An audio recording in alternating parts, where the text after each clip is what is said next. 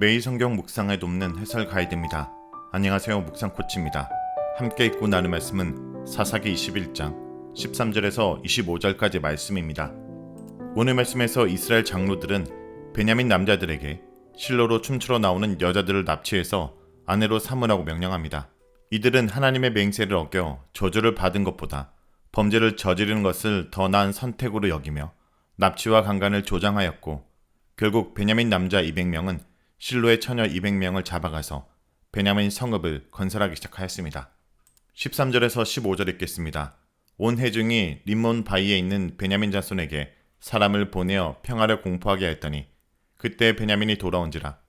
이에 이스라엘 사람이 야베스 길랏 여자들 중에서 살려둔 여자들을 그들에게 주었으나 아직도 부족함으로 백성들이 베냐민을 위하여 뉘우쳤으니 이는 여호와께서 이스라엘 지파 중에 한 지파가 빠지게 하였음이었더라. 야베스 길랏을 진멸하고 400명의 처녀를 데리고 온 이스라엘 자손은 이제 베냐민에게 하의 손을 내밉니다. 그들은 림몬 바위에 숨어있는 베냐민 자손에게 사람을 보내어 평화를 공포하였습니다. 이제 베냐민과의 전쟁을 중단하고 더는 그들을 해치지 않겠다고 일종의 평화협정을 맺은 것입니다. 이스라엘로 돌아온 베냐민 자손에게 하의 선물로 야베스 길라에서 잡아온 처녀들을 주었습니다. 전쟁 후에 이방인 포로 노예를 부인이나 첩으로 맞는 경우가 고대사에서는 종종 있었습니다. 신명기 21장 11절에서 14절에서도 여자 포로를 아내로 삼는 규정이 나옵니다. 하지만 구약에서 동족을 포로로 삼고 하의 선물로 제공하는 비인간적 행위가 나오는 곳은 이곳이 유일합니다. 사람을, 특히 여성을 하나님의 형상이 있는 소중한 존재로 인식하지 않고 고대 근동의 풍습처럼 목적을 위한 수단으로 삼는 모습은 비신앙의 절정입니다. 그런데 베냐민에게 준 신부감이 400명 뿐이어서 200명이 부족했습니다. 이런 베냐민의 상황을 보고 이스라엘 사람들은 베냐민에 대한 동정이 생겼고 자신들의 지나친 응징을 반성하는 마음이 커졌습니다. 다음은 16절에서 25절 읽겠습니다. 회중의 장로들이 이르되 베냐민의 여인이 다 멸절되었으니 이제 그 남은 자들에게 어떻게 하여야 아내를 얻게 할까 하고, 또 이르되 베냐민 중 도망하여 살아남은 자들에게 마땅히 기업이 있어야 하리니 그리하면 이스라엘 중에 한 지파가 사라짐이 없으리라. 그러나 우리가 우리의 딸을 그들의 아내로 주지 못하리니 이는 이스라엘 자손이 맹세하여 이르기를 딸을 베냐민에게 아내로 주는 자는 저주를 받으리라 하였음이로다 하니라. 또 이르되 보라, 베델 북쪽 르보나 남쪽 베델에서 세겜으로 올라가는 큰 길 동쪽 실로에 매년 여호와의 명절이 있도다 하고 베냐민 자손에게 명령하여 이르되 가서 포도원에 숨어 보다가 실로의 여자들이 춤을 추러 나오거든 너희는 포도원에서 나와서 실로의 딸 중에서 각각 하나를 붙들어 가지고 자기 아내로 삼아 베냐민 땅으로 돌아가라. 만일 그의 아버지나 형제가 와서 우리에게 시비하면 우리가 그에게 말하기를 청하건대 너희는 우리에게 은혜를 베풀어 그들을 우리에게 줄지니라.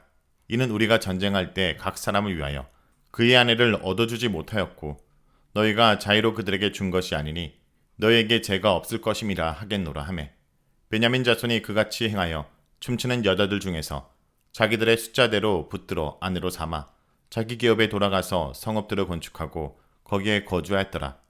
그때 이스라엘 자손이 그곳에서 각기 자기의 지파, 자기의 가족에게로 돌아갔으니 곧 각기 그곳에서 나와서 자기의 기업으로 돌아갔더라. 그때 이스라엘에 왕이 없으므로 사람이 각기 자기의 소견에 오른 대로 행하였더라. 이스라엘 백성들이 베냐민을 향한 그들의 행동에 대한 후에는 사건은 엉뚱한 방향으로 흐르게 합니다. 이스라엘의 지도자인 장로들은 베냐민에 대한 미안함과 한 지파가 소멸되지 않게 해야 된다는 부담감에서 남은 200명도 결혼시켜야 된다는 의무감에 사로잡힙니다. 하지만 베냐민 여자들은 다 멸절되고 자신들을 딸을 주지 않기로 결정하였으니 이스라엘 여자와 결혼시키는 것은 현재로서 불가능했습니다. 야베스 길랏을 진멸한 1차 시도에서 600명의 여자를 다 얻었으면 좋았겠지만 그들은 남자를 알지 못하는 처녀로 엄격하게 신부의 조건을 제한함으로써 결혼이 가능한 이혼녀나 가부들까지 모두 죽였습니다. 여기서 이스라엘 자손은 한 번의 잘못으로 끝나지 않고 새로운 잘못을 범하게 됩니다. 이들은 나머지 200명의 신부감을 어떻게 하면 찾을 수 있을지 고민하였습니다. 17절부터 18절에 이스라엘 자손이 현재 처한 딜레마를 잘 설명하고 있습니다. 베냐민 지파 중에 남은 자에게는 기업을 도로 돌려주고 사라지지 않게 막아야 하는데 자신들은 딸을 주지 않기로 맹세해왔기 때문에 딸을 줄 수 없었던 것입니다. 17절에서 기업을 주고 사라지지 않게 하겠다는 말은 20장 28절에서 베냐민 지파를 진멸하는 모습과 대조를 이룹니다. 베냐민 지파를 제거하려고 진멸을 자행한 당사자들이 이제는 살려야 한다라고 걱정하고 있는 모습 속에서 그들의 원칙 없는 변덕과 어리석음을 볼 수 있습니다. 18절은 21장 1절의 맹세의 내용을 반복하는데 딸을 베냐민 자손의 아내로 주는 자는 저주를 받을 것이라고 하였다는 내용입니다. 이들은 자신들이 하나님의 뜻을 묻지 않고 마음대로 맹세를 해놓고는 이제 자신들이 일을 하면 하나님께서 저주를 내리실 것이라고 하나님께 책임을 떠넘기는 모습을 보여주고 있습니다. 고민 끝에 이스라엘 장로들은 다시 하나님께 묻지 않은 채 심각한 범죄가 될 수 있는 해결책을 내놓습니다. 그것은 처녀 납치 계획입니다. 그들은 실로에서 열리는 여호와의 명절에 할 일을 베냐민 자손에게 명령합니다. 포도원에 숨었다가 실로의 여자들이 춤추러 나오면 실로의 딸 중에 하나를 붙잡아 베냐민 지파로 돌아가서 아내로 삼으라는 것입니다. 이것은 제안도 아니고 명령입니다. 여기서 붙잡아가다 라고 번역된 하다프는 이 본문과 시편 9절에서만 나오는데 시편 10편의 9절의 묘사를 보면 붙잡아가는 상황을 좀 더 잘 이해할 수 있습니다. 사자가 자기의 얼굴에 엎드림같이 은밀한 곳에서 엎드려 가난한 자를 잡으려고 기다리며 자기 그물을 끌어당겨 가련한 자를 잡나이다. 여기서 붙잡다라는 것은 먹잇감을 잡아서 사냥한다라는 의미입니다. 이스라엘 장로들은 베냐민 남자들에게 여자들을 사냥하듯이 잡아가라고 명령한 것입니다. 너무도 야만적이고 폭력적인 잔인한 명령을 아무렇지도 않게 한 것입니다. 구약에서 납치는 사형에 해당되는 죄입니다.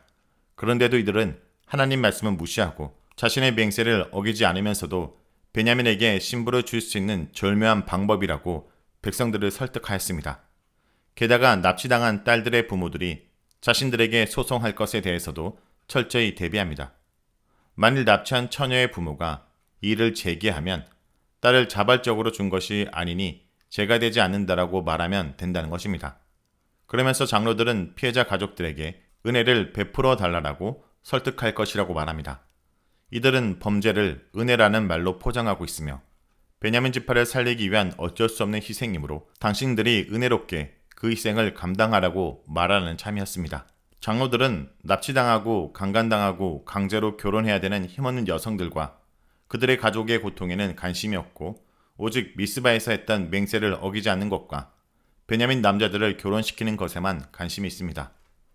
장로들의 말을 통해 당시 이스라엘이 매우 종교적으로 보이지만 실제로는 도덕과 질서와 법의 혼돈에 빠져 있다는 것을 잘 보여줍니다. 목적을 위해서는 수단과 방법을 가리지 않는 사회, 정의가 실종된 상황을 잘 보여주며 이런 상황 속에서 힘없는 여자들이 가장 큰 희생자가 된다는 것을 잘 보여줍니다. 그리고 23절에서 베냐민 남자들은 장로들의 명령을 따라 처녀들을 납치하여 고향으로 돌아가 성읍을 재건하고 살기 시작합니다. 장로들이 실로의 처녀들을 대속물로 내준 것은 레인이 자신의 첩을 기브아의 불량배들에게 내놓은 것과 같습니다. 기브아 사람들이 레인의 첩을 폭행한 것이나 베냐민 사람들이 실로의 처녀들을 강제로 납치한 것은 둘 다 법적, 윤리적으로 심각한 문제를 가진 야만적 행위이며 베냐민의 악행을 징벌하기 위해 모인 이스라엘이 베냐민과 똑같은 악행을 저지르고 말았습니다. 아이러니하게도 이 이야기는 베냐민 사람이 한 에브라임 사람의 여성을 폭행한 것으로 시작하면서 베냐민 사람들이 에브라임 사람의 여성들을 파괴하는 것을 용서하는 모습으로 마무리됩니다. 하나님의 함께하심으로 인해 가나안의 적들을 이기고 부모의 축복을 받는 결혼으로 시작된 사사기는 동족을 진멸하고 동족의 여자들을 납치 강간하며 비극적이고 폭력적인 결혼을 하는 영적, 도덕적 파국을 맞는 모습으로 끝납니다. 사사기는 이런 파국적인 역사 이야기를 마치면서 한마디로 정리하는데 그때 이스라엘에 왕이 없으므로 각기 자기 소견에 옳은 대로 행하였더라.